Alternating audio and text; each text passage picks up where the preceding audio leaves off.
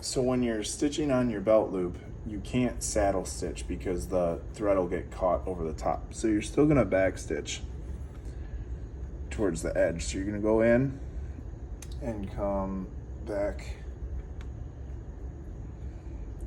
through.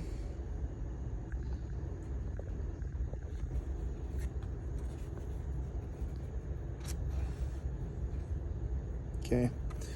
And then on this next loop, to get that locking stitch, you're gonna go through,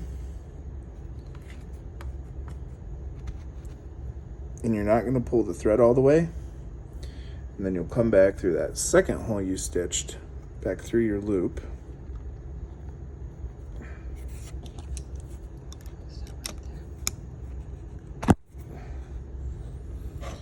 And that will give you your locking stitch on the back side of this.